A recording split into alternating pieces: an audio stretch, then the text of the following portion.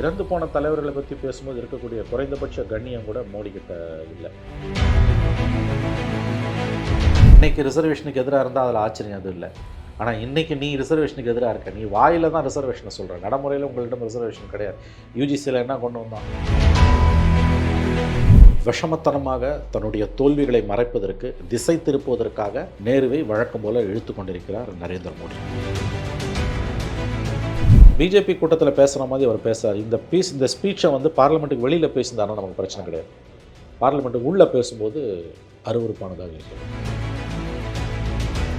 அக்னிபாத்னு ஒரு ஸ்கீமை கொண்டு வந்தீங்க, அதில் எத்தனை பேர் பாதிக்கப்பட்டாங்க, இந்தியாவோட இராணுவத்துக்கு அது எவ்வளோ பெரிய பாதிப்பை ஏற்படுத்தியிருக்குன்னு தெரியும்.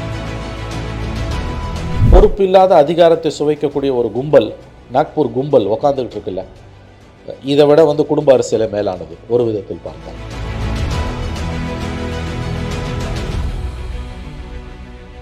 நிகழ் யூடியூப் சேனல் நேயர்களுக்கு வணக்கம்.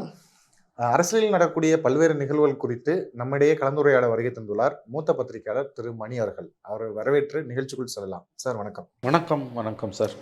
நாடு முழுக்க இப்ப பேசக்கூடிய ஒரு டாபிக், பிரதமர் நீண்ட நாட்களுக்கு பிறகு நாடாளுமன்றத்தில் உரை நிகழ்த்தியிருக்கார். அது குறிப்பா பட்ஜெட் கூட்டத்தொடர் பத்தி பேசியிருக்கார்.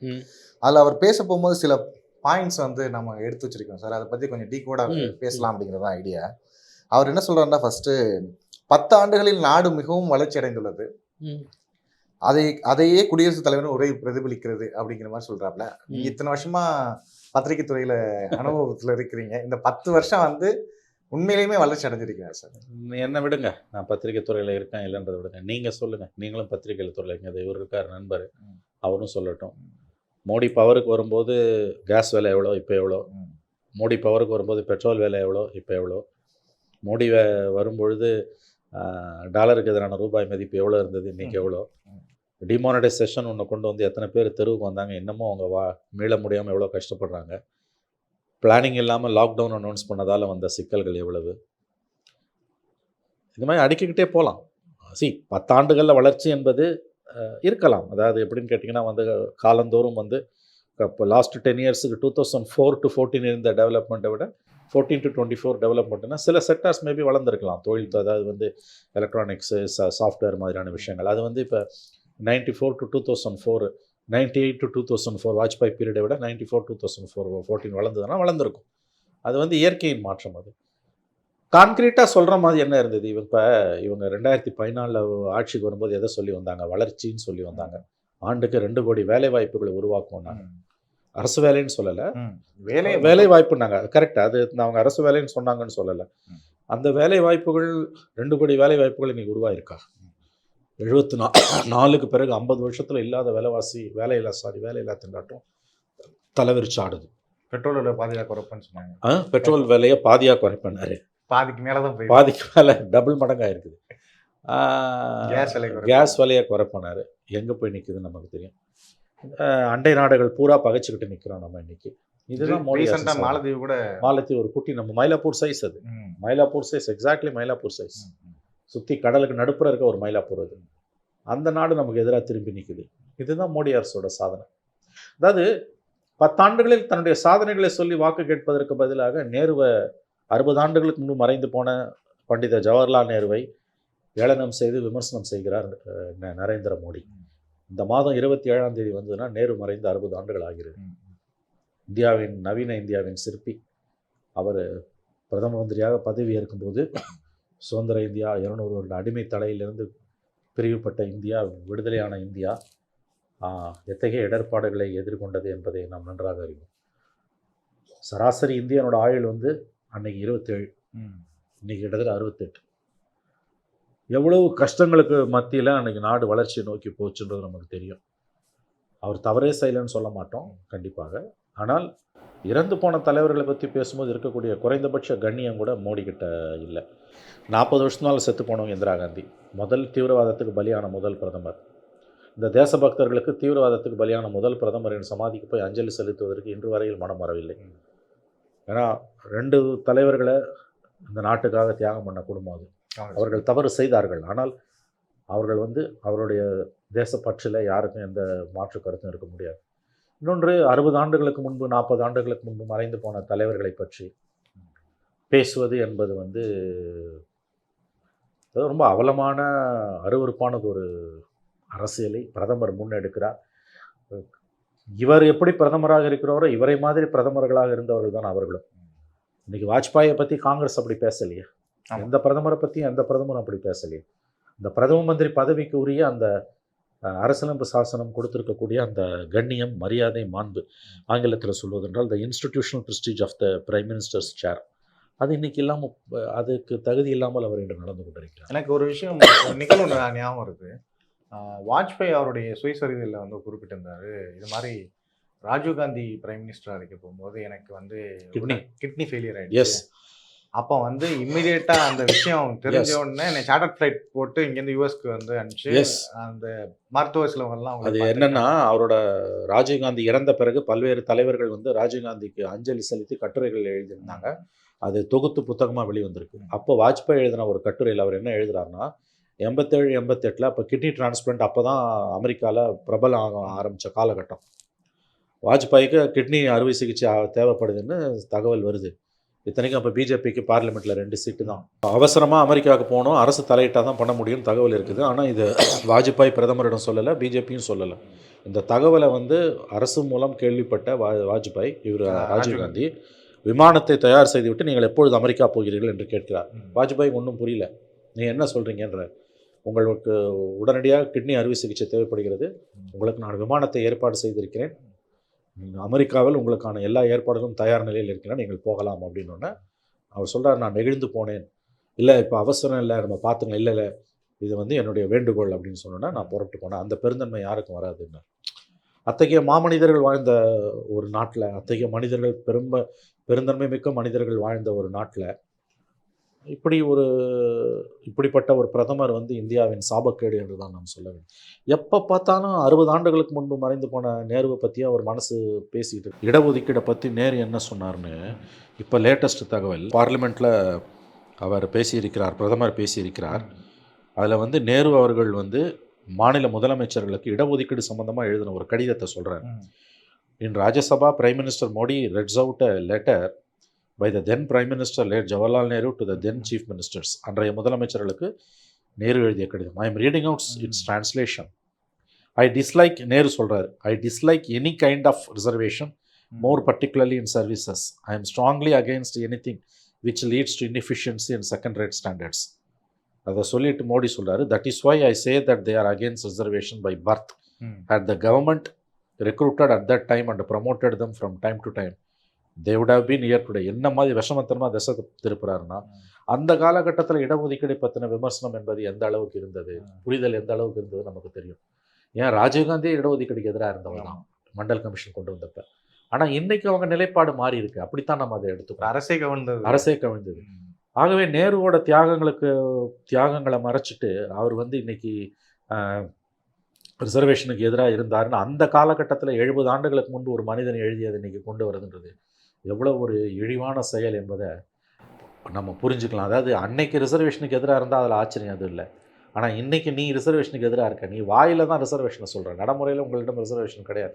யூஜிசியில் என்ன கொண்டு வந்தோம், எஸ்சி எஸ்டி பிசிக்கு பேக்லாக் இருந்ததுன்னா அதை ஜெனரல் கோட்டா கொண்டு வந்துடலான்னு கொண்டு வந்தோம். அதன் பிறகு எதிர்ப்பு கிளம்பணுன்னு தான் அதை மாற்றுறான். அன்றைக்கு காங்கிரஸ் கட்சி என்ன செஞ்சது 70 ஆண்டுகளுக்கு முன்பு என்பது முக்கியம் இல்லை. இன்றைக்கி நீ என்ன பண்ணுற, அப்படி பார்த்தீங்கன்னா உங்களோட ஆர்எஸ்எஸோட நிலைப்பாடு என்ன ரிசர்வேஷனில்? இந்த பிரதம மந்திரிக்கு வந்து இன்றைக்கும் வந்து உள்ளுக்குள்ளே வந்து இன்றைக்கி ராமர் கோயில் திறந்தப்போ எப்படி அவர் நடத்தப்பட்டார், அந்த மரியாதையை உற்று பார்த்தவர்களுக்கு தெரியும் எத்தகைய மரியாதை அவருக்கு வழங்கப்பட்டது என்பது. ஆகவே இதில் நாம் புரிந்து கொள்ள வேண்டிய விஷயம் என்னென்னு கேட்டிங்கன்னா, லுக், விஷமத்தனமாக தன்னுடைய தோல்விகளை மறைப்பதற்கு, திசை திருப்புவதற்காக நேருவை வழக்கம் போல இழுத்து கொண்டிருக்கிறார் நரேந்திர மோடி. அதில் இன்னொரு விஷயம் நேரு பற்றி சொல்லும்போது, நேரு சொன்னதாக ஒரு விஷயத்தை கோட் பண்ணுறாரு, பொதுவாக இந்தியர்களுக்கு கடினமாக உழைக்கும் பழக்கம் இல்லை. ஐரோப்பா, ஜப்பான், சீனா, ரஷ்யா, அமெரிக்கா போன்ற நாடுகளில் உள்ளவர்கள் போல இங்குள்ளவர்கள் உழைக்கவில்லை என நேரு பேசியிருந்ததாக ஒரு இதை கோட் பண்ணுறாரு. ஏன்னா எந்த கண்டெக்ஸ்டில் சொன்னார்? அப்படி பார்த்தா விவேகானந்தர் இந்துக்களை பற்றியும் இந்தியர்களை பற்றியும் பேசின பேச்சுக்கள் இருக்குல்ல, அவுட் ஆஃப் கண்டெக்ஸ்ட் எடுத்து பேசலாம். முதல்ல திரும்பவும் இந்த பதில் தான் நபீல், மறைந்த தலைவர்களை பற்றி பேசும்போது ரொம்ப ரொம்ப ரொம்ப ரொம்ப எச்சரிக்கையாக இருக்கும்.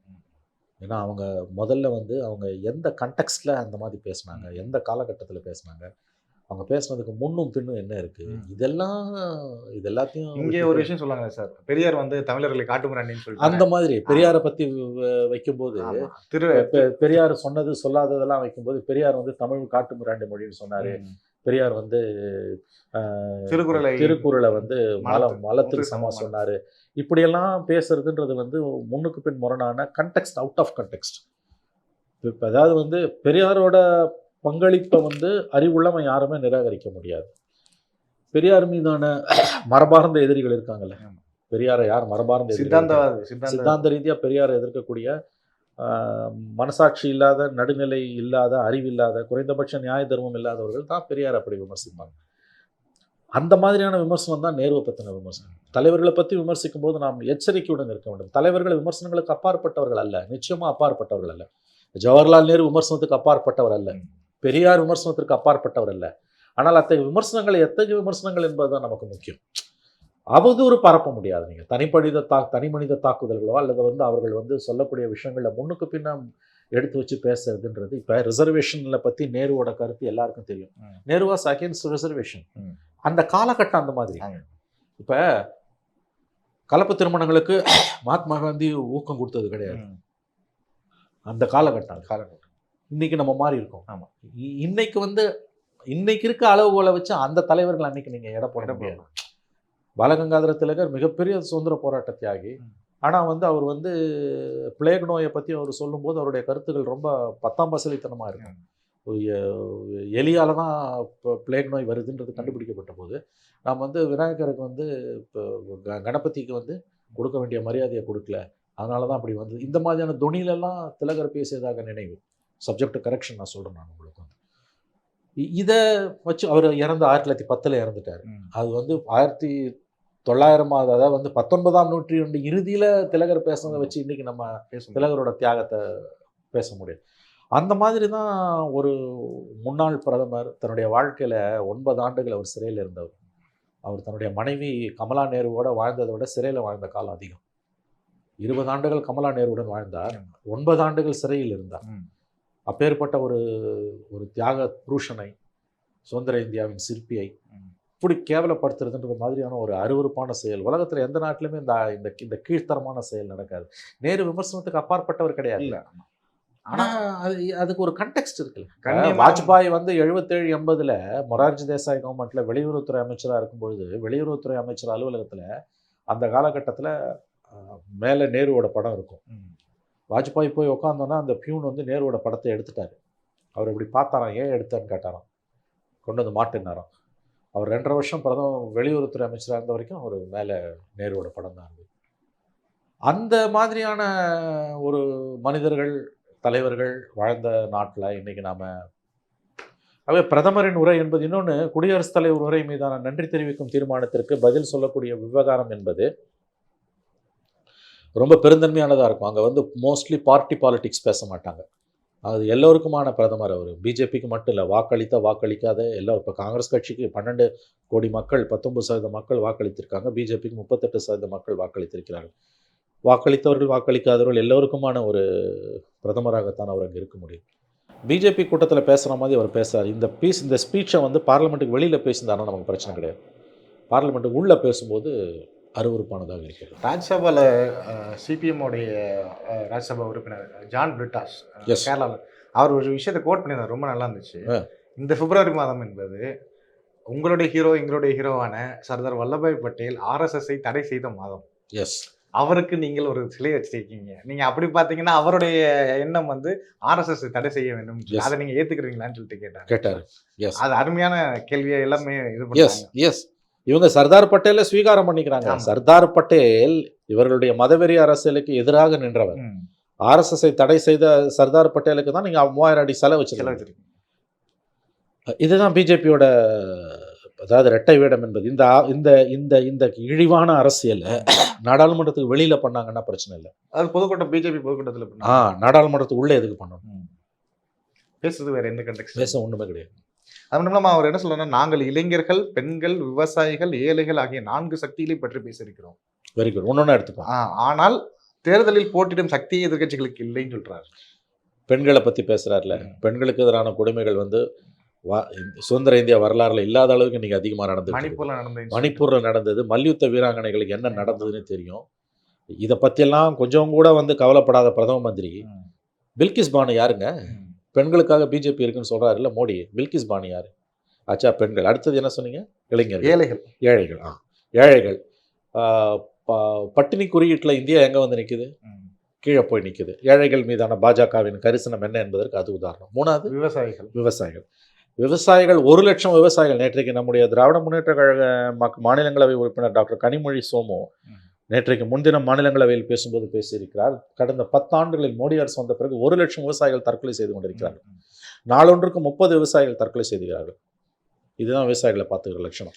எவ்வளோ பெரிய ஆர்ப்பாட்டம் 700 நாட்கள் நடந்த ஓராண்டுக்கு மேல் நடைபெற்ற ஆர்ப்பாட்டத்தில் கிட்டத்தட்ட 700 விவசாயிகள் வந்து இறந்தே போனார்கள். ஒரு தடவை கூட பார்க்கல விவசாயிகள். 4வது இளைஞர்கள். வேலை வாய்ப்பு வந்து எந்த லெவலுக்கு இன்றைக்கி வந்து 74க்கு பிறகு இன்றைக்கி வேலையில்லா திண்டாட்டம் தலைவிரிச்சாடுது. அக்னிபாத்னு ஒரு ஸ்கீமை கொண்டு வந்தீங்க. அதில் எத்தனை பேர் பாதிக்கப்பட்டாங்க? இந்தியாவோட இராணுவத்துக்கு அது எவ்வளோ பெரிய பாதிப்பை ஏற்படுத்தியிருக்குன்னு தெரியும். பக்கோடா வைக்க போங்கன்னாரு. ஆகவே எல்லாமே பொய், பித்தலாட்டம், மோசடின்றதுக்கு இவையெல்லாம் உதாரணம். நீங்கள் சொன்ன அந்த இயற்கையாக சில டெவலப்மெண்ட்ஸ் இருக்குன்னு சொல்லியிருந்தீங்கல்ல சார். அப்போ எனக்கு ப. சிதம்பரம் வந்து முன்னாடி வந்து ராஜ்யசபாவில் பேசும்போது ஒரு விஷயம் சொன்னாப்ல. நிர்மலா சீதாராமன் சொன்னாங்க, நாங்கள் வந்து $5 ட்ரில்லியன் பொருளாதாரத்தை நோக்கி செயல்படுத்தி கொண்டு இருக்கிறோம் அப்படிங்கிற மாதிரி ஒரு ஸ்டேட்மெண்ட் கொடுத்தாங்க. அப்போ பிசி சொன்னாப்ல, அதுக்கு 5 ட்ரில்லியன் நீங்கள் இருந்தாலும் இல்லைனாலும் அது உருவாகும். ஆமாம், இந்த வருஷம் இல்லைனாலும் அடுத்த வருஷம் உருவாகும். அது இயற்கையே வந்துகிட்டே தான். இயற்கை உண்மை, ஒரு மேஜிக்கே கிடையாது. ஆமாம். அதாவது மழைக்காலத்துக்கு பிறகு என்ன காலம் வரும்? இலையுதிர் காலம் வருமா? அந்த வசந்த காலம் வரும் இல்லையா? அந்த மாதிரி. அதாவது இது இயற்கையின் ஏற்பாடு. அது வந்து அந்த இவனோட ஷெல்லியோட கவிதை என்ன ஒரு இந்த வின்டர் கம்ஸ் வந்து spring can be far behind அப்படின்வோம். அந்த மாதிரி வந்து கடினமான ஒரு காலகட்டம் வருதுன்னா வசந்த காலமும் கண்டிப்பாக வந்தே தீரும். அப்படி தான் அது வந்து அவர் இப்போ ப. சிதம்பரம் சொன்ன மாதிரி வந்து நீ இருந்தாலும் இல்லாட்டியும் அது பை ப்ராசஸ் வந்துடும். அது அதில் நீ பெருமைப்படுறதுக்கு என்ன இருக்குது? அதுக்கப்புறம் இன்னொன்று விஷயம் சொல்கிறப்பல, ஒரு குடும்பத்தை சார்ந்தவர்கள் அரசியலுக்கு வரலாம், அதில் எந்த தவறும் இல்லை. ஆனால் ஒரு குடும்பம் கட்சி நடத்துவதுதான் குடும்ப அரசியல். ஒரே முகத்தை முன்னிலைப்படுத்தி மீண்டும் மீண்டும் முயல்வதால் தான் காங்கிரஸ் இழுத்து மூடும் நிலைக்கு இப்போ சென்றுள்ளதுன்னு சொல்லிட்டு சொல்றாங்க. காங்கிரஸ் இழுத்து மூடுற நிலைக்கு போறதை பத்தி மோடிக்கு என்ன கவலை? இவர் குதுகுலிக்க வேண்டிய விஷயம் தானே. 1989 ராஜீவ்காந்தி பிரதமராக இருந்தார். 91 இறந்து போனார். 89க்கு பிறகு காங்கிரஸ் கட்சியிலேருந்து யாருமே பிரதமராக வரலையே. 91 சோனியா காந்தி வந்திருக்கலாம், அந்த அம்மா வரல. 2004 வந்திருக்கலாம், வரல. 2009 ராகுல் காந்தி வந்திருக்கலாம், வரல. ஆகவே கிட்டத்தட்ட 35 ஆண்டுகளாக அந்த குடும்பம் வந்து அதில் அவர்கள் 15 ஆண்டுகள் பவரில் இருந்திருக்காங்க, அவங்க இல்லையே. ஆகவே இதுவும் ஒரு பொய். அப்படி பார்த்தா பிஜேபியிலும் குடும்ப அரசியல் தலைவிரித்து தான் நாடுகிறது. தலைமையில் இல்லை என்பது உண்மை. ஆனால் தலைமையில் அதை விட மோசமாக ஆர்எஸ்எஸோட மக்களுக்கு பதில் சொல்ல கடமைப்படாத, பொறுப்பு இல்லாத அதிகாரத்தை சுவைக்கக்கூடிய ஒரு கும்பல், நாக்பூர் கும்பல் உக்காந்துக்கிட்டு இருக்குல்ல, இதை விட வந்து குடும்ப அரசியலை மேலானது ஒரு விதத்தில் பார்த்தா. எரியிற கொள்ளியில் எந்த கொள்ளி நல்ல கொள்ளி? இல்லை, நிச்சயமாக எரியிற கொள்ளியில் நாக்பூர் கும்பலோட கொள்ளி தான் ஆபத்தான கொள்ளி. அதாவது மதவாதமாக குடும்ப அரசியலானால் மதவாதம் தான் பெரிய ஆபத்து. குடும்ப அரசியல் 2வது ஆபத்து தான். குடும்ப அரசியல் கண்டிப்பாக ஏற்புடையதல்ல. ஆனால் குடும்ப அரசியலாக மதவாதமாக எது பெரிய ஆபத்துனா மதவாதம் தான் பெரிய ஆபத்து. சிறுபான்மையினர் என கூறி இச்சமூகத்தை எதிர்க்கட்சிகள் பிளவுபடுத்துகின்றனர். நாட்டை பிளவுபடுத்துவதை எதிர்க்கட்சிகள் நிறுத்த வேண்டும் சொல்லிட்டு சொல்கிறாங்க. இது வழக்கமாக அவர் சிறுபான்மையின மக்களுக்கு எதிராக தொடர்ந்து நடத்தி கொண்டிருக்கக்கூடிய போரில் அவர் கையாளக்கூடிய ஒரு தந்திரம். பாதிக்கப்படக்கூடிய மக்கள் சார்பாக பேசுவது தான் எதிர்க்கட்சிகளின் வேலை. ஒரு குடும்பத்தில் சவல குழந்தைக்கு சார்பாக பேசுறது தான் பெத்த தாயோட தகப்பனோட முதல் கடமை. அந்த மாதிரி வந்து சிறுபான்மையின மக்களுக்கு தான் நம்ம வந்து முதல்ல அரணாக இருக்கணும் என்பது ஒரு அடிப்படை நாகரிகம். உலகம் முழுவதும் இருக்கக்கூடிய கண்ணியமான நடைமுறை அது.